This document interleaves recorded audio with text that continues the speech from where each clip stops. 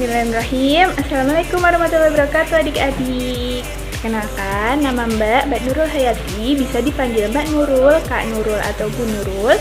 Di video pembelajaran kali ini kita akan belajar tentang indahnya kebersamaan.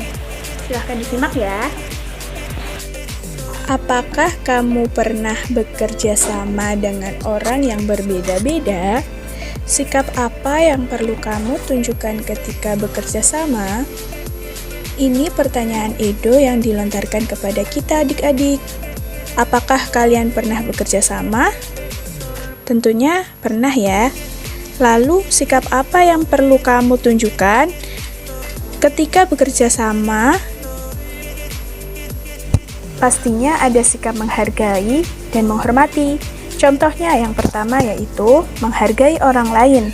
Yang kedua, membagi ide kita saat bekerja sama. Yang ketiga, menerima pendapat orang lain dengan terbuka.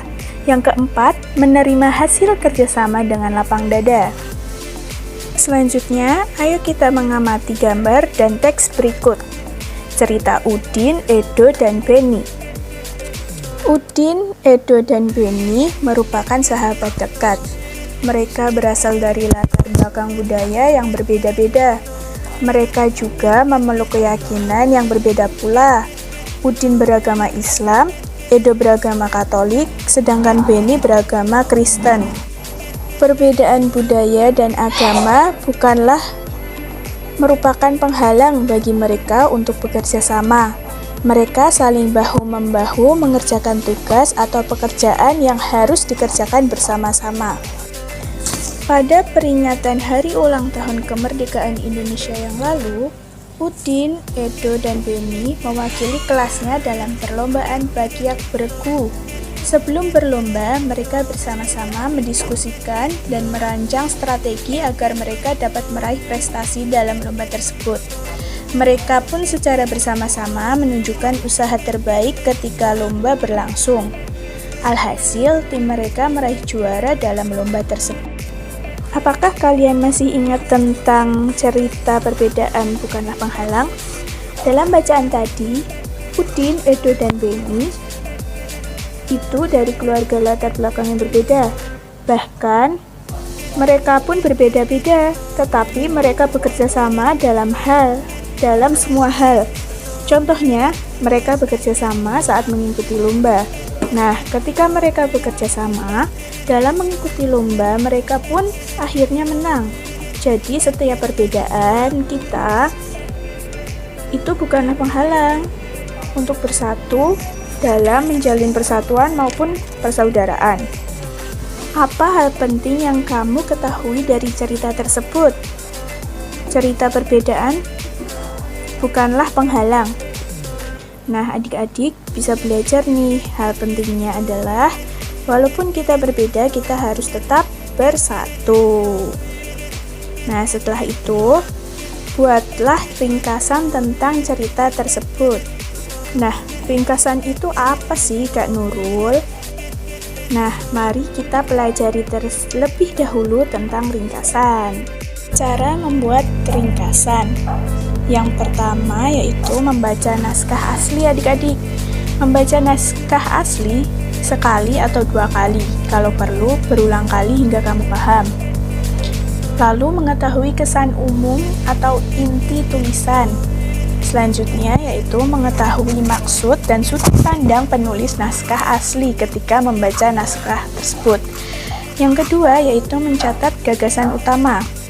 Membaca tulisan bagian demi bagian sambil mencatat gagasan pokok atau kalimat utama. Yang kedua yaitu menggunakan gagasan pokok yang digunakan untuk menyusun ringkasan. Yang ketiga yaitu gunakan kalimat baru.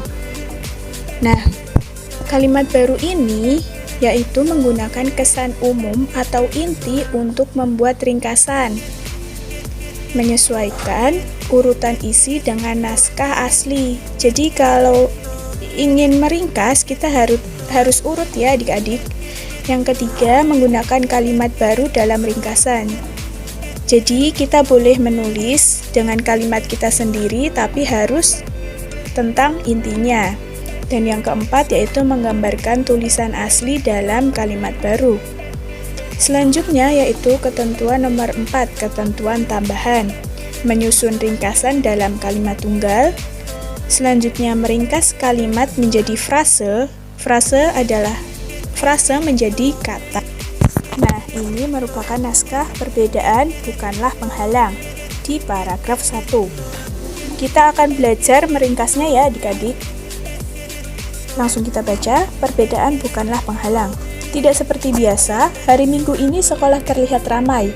Hari itu, semua siswa diminta datang ke sekolah untuk menghias kelas masing-masing.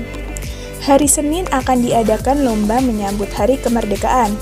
Bapak Kepala Sekolah berpesan, setiap kelas harus terlihat unik dengan kreasi anak-anak.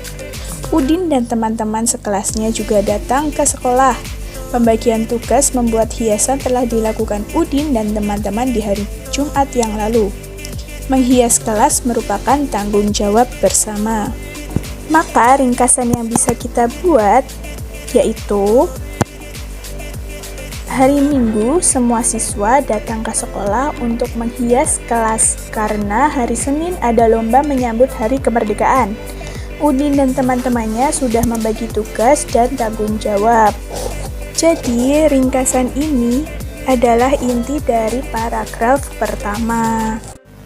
Jadi, kita ringkas menjadi lebih pendek ya adik-adik, tapi intinya tetap sama. Selanjutnya yaitu paragraf 2. Pagi-pagi, hampir semua siswa di kelas Udin sudah hadir.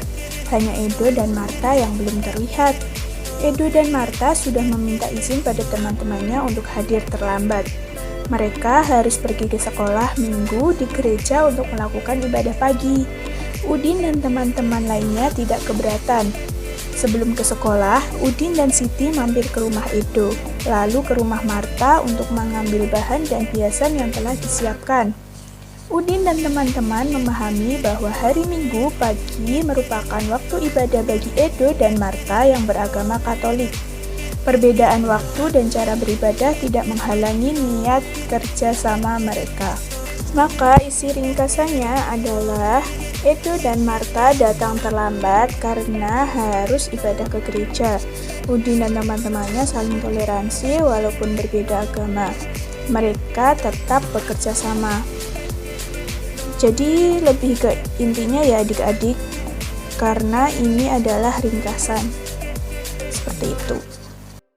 Paragraf yang terakhir yaitu, siang hari sekolah semakin ramai. Kelas-kelas sudah terlihat indah dan semarak dengan hiasan merah putih buatan siswa sekelas.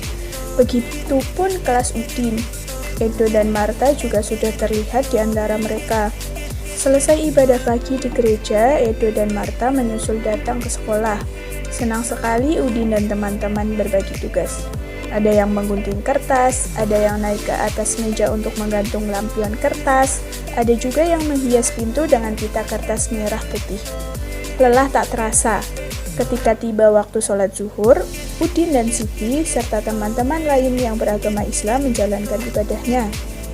Edo, Marta, Dayu, serta beberapa teman lain yang tidak menjalankan ibadah sholat melanjutkan pekerjaan menghias kelas.